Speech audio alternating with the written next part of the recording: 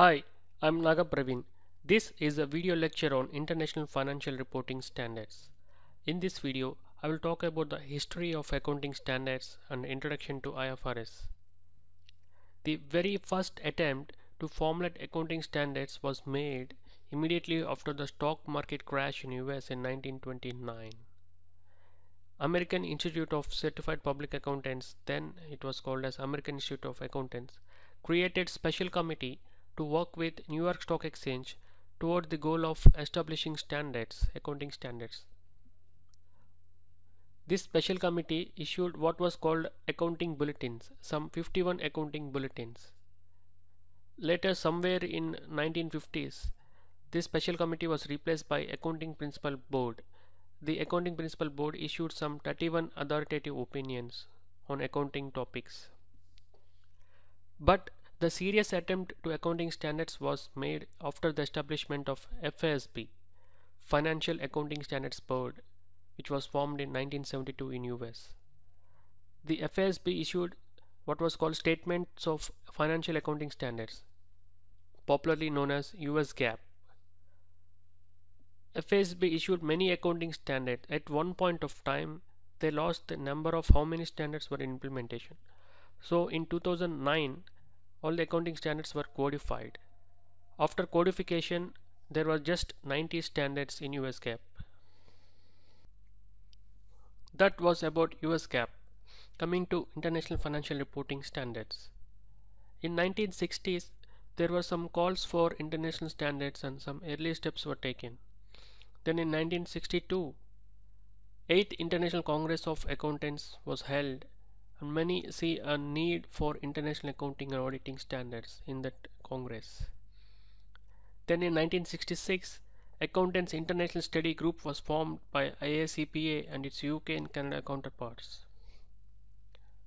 But a major step in bringing convergence in accounting standards was done when International Accounting Standards Committee was formed in 1973.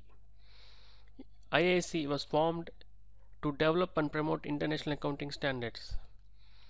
The IAC was formed as a result of an agreement between accounting bodies in developed countries like Australia, Canada, France, Germany, Japan, Mexico, Netherlands, UK and US.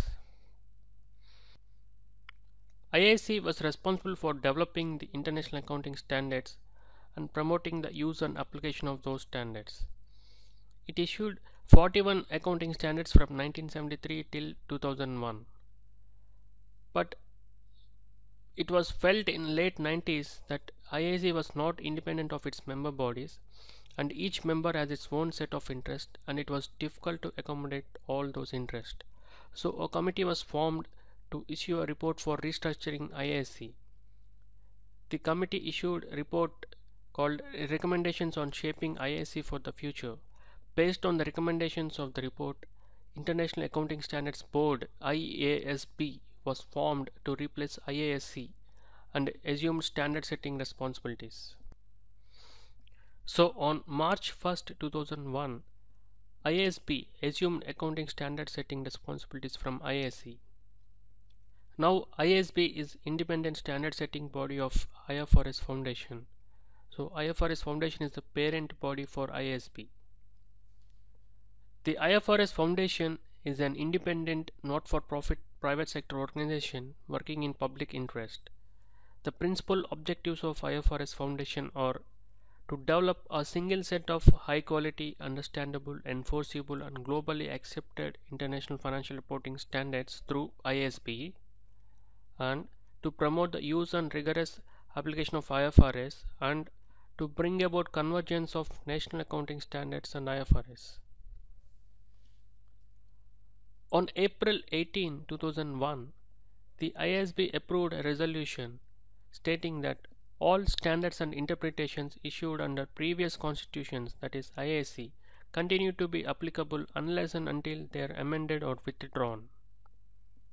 So the effect of this resolution is that all IAC standards and interpretations issued by SIC, Standing Interpretation Committee, in effect as of 1st April 2001 remain in effect until they are amended or withdrawn by IASB.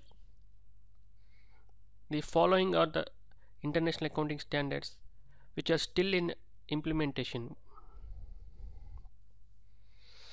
So now if anybody says IFRS, they include international financial reporting standards which are issued by IASB from 2001, international accounting standards issued by IIC still in existence, new interpretations issued after 2001, and old interpretations issued by SIC.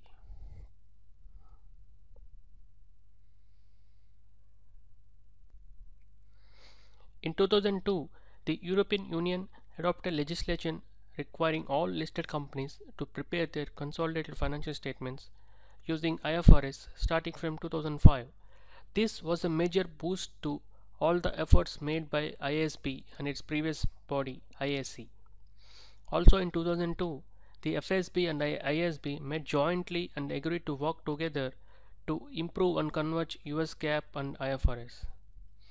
So for this purpose, they entered into a memorandum of understanding in 2006. Structure of IFRS Foundation.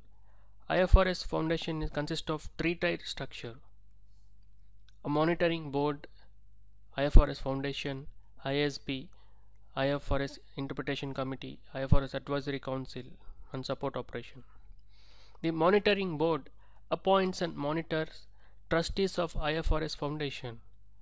The IFRS Foundation trustees are responsible for governance of IFRS Foundation.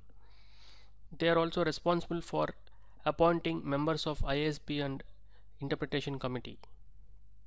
They are also responsible for making available finance for activities of IFRS Foundation and ISB. ISB consists of technical members who are selected based on their technical expertise. IFRS Advisory Council provides strategic advice to Interpretation Committee and ISB. The members of IFRS Advisory Council are appointed by trustees of IFRS Foundation. Also, you have support operations of IFRS Foundation. Standard setting process. The IFRS are developed through an international consultation process called due process. It involves interested parties around the world. The due process comprises 6 stages: setting the agenda of a topic, project planning, developing and publishing the discussion paper, the exposure draft, the standard.